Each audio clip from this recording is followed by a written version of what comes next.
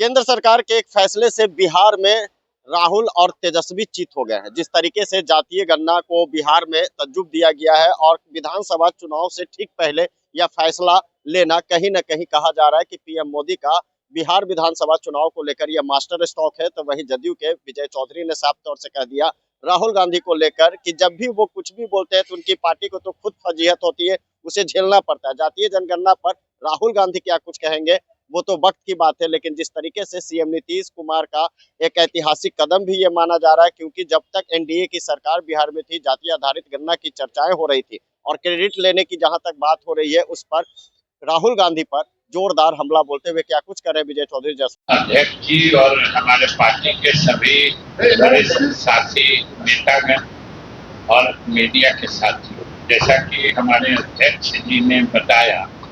कि मुख्य रूप से जो कल केंद्र सरकार की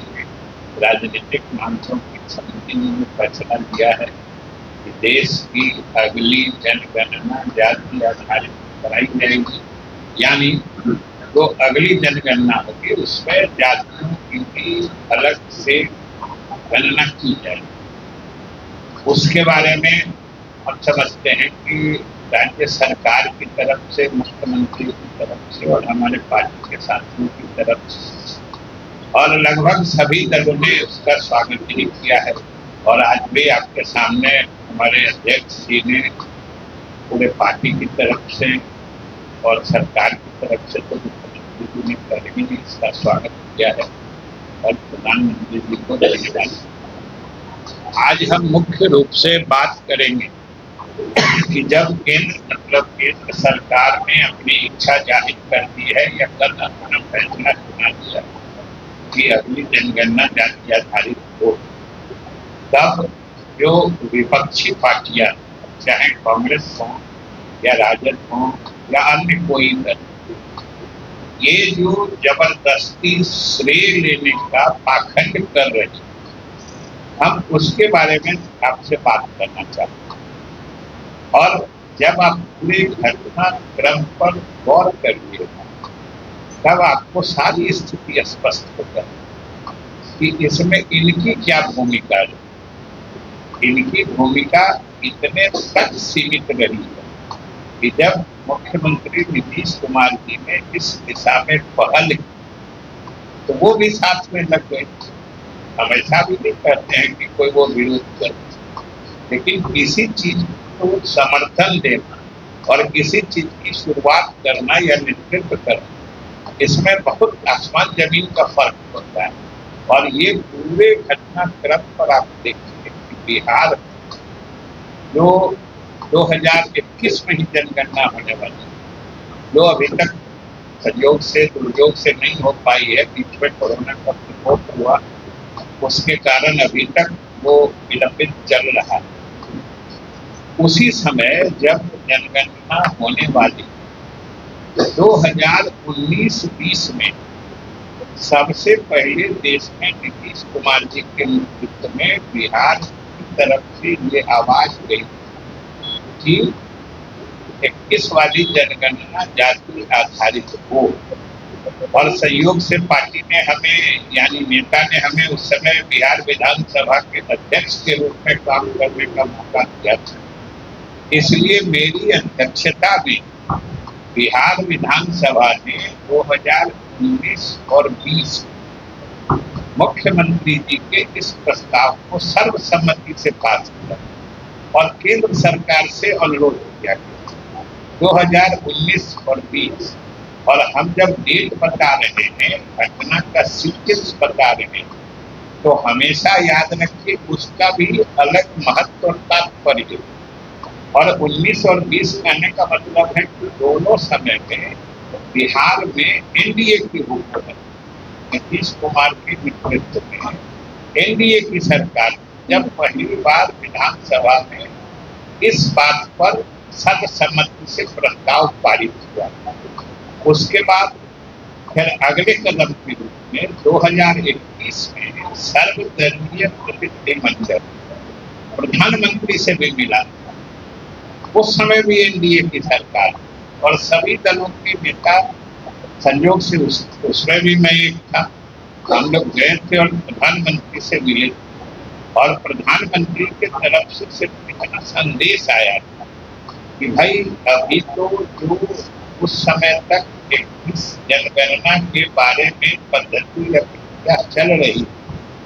वो काफी बढ़ चुकी थी, यानी जो उसके फॉर्म होते हैं वो छप चुके थे। इसलिए उन्होंने कहा कि खबर दिया था संदेश मुलाकात के बाद हम लोग की मुलाकात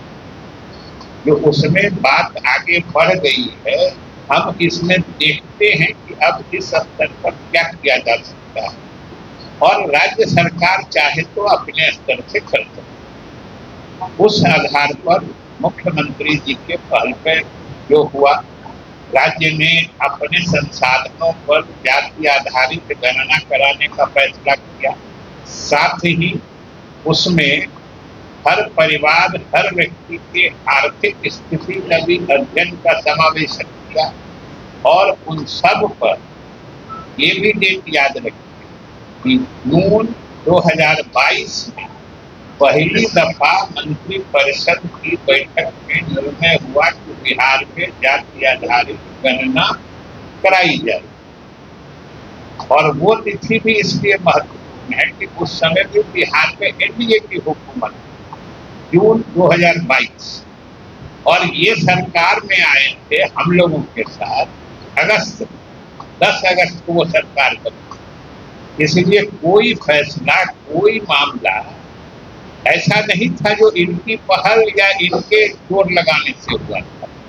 सारा फैसला, सब कुछ पहल और उसमें नेतृत्व नीतीश कुमार का था और सरकार एनडीए और उसके बाद फिर हुआ, प्रक्रिया आगे बढ़ी और जब ये अंतिम रूप से दाखिल हुआ, जब गणना पूरी हो गई, फिर उसके आधार पर नए आंकड़े आए, उसके आधार पर फिर विभिन्न जो सामाजिक वर्ग हैं, पिछड़े, अति पिछड़े, अनुसूचित जाति के लोग, अनुसूचित जनजाति के लोग, उन लोगों के लिए जो आरक्षण सीमा बढ़ाई गई वो भी फिर उस समय एनडीए की हुकूमत आ गई और सब जानते हैं कि उसके लिए हम लोगों ने भी बनाया, लेकिन कानून को उच्च न्यायालय ने निरस्त कर दिया और हम लोग तत्क्षण हाई कोर्ट के निरस्त के आदेश के खिलाफ हम लोगों ने उच्चतम न्यायालय में मामला दायर कर रखा है और बिहार सरकार बड़ी मुस्तैदी से उस मुकदमे की पैरवी कर रही है और हम तो आस लगाए बैठे कि मामला हम लोग के पक्ष में निर्णय हो और जहां तक नौवीं अनुसूची में भी डालने की हास्यास्पद बात करते हैं, ये भी जानना चाहिए सब लोग कि संविधान की 9वीं सूची में अधिनियमों को डाला जाता है, कानूनों को डाला जाता है। उसमें देखिएगा तो एक से लेकर जितनी सूची में अधिनियम सब है, कानून सब, आज की तिथि में जब हमारा कानून ही अस्तित्व में नहीं है, कानून ही न्यायालय ने रद्द कर दिया है, तो आज किसको 9वीं अनुसूची में डाला? ये सुन के आश्चर्य लगता है और सरकार ने अपना कमिटमेंट बता दिया है कि हम उच्चतम न्यायालय से अपने हक में फैसला चाहते हैं और वो फैसला आ जाता है, फिर से इसको 9वीं अनुसूची में डालने की पहल की जाएगी। और जिस वक्त ये कानून बना था बिहार विधान मंडल में, उसी समय सरकार ने यानी मुख्यमंत्री ने केंद्र सरकार से अनुरोध भी कर दिया कि इसको 9वीं अनुसूची में डाला जाए। अब आप ही बताइए कि आज राजद या कांग्रेस वाले अगर कह रहे हैं कि हमारे कारण होगा तो उनकी क्या भूमिका रही? उनकी भूमिका हाँ ये इतनी तक सीमित है कि उन्होंने विरोध नहीं किया था, लेकिन सारा पहल, सारा नेतृत्व तो नीतीश कुमार और हम लोगों पर था और उस समय जो केंद्र सरकार ने हम लोगों को ऑल पार्टी डेलीगेशन को उचित किया कि प्रक्रिया आगे बढ़ गई है, इसलिए दिक्कत महसूस हो रही है।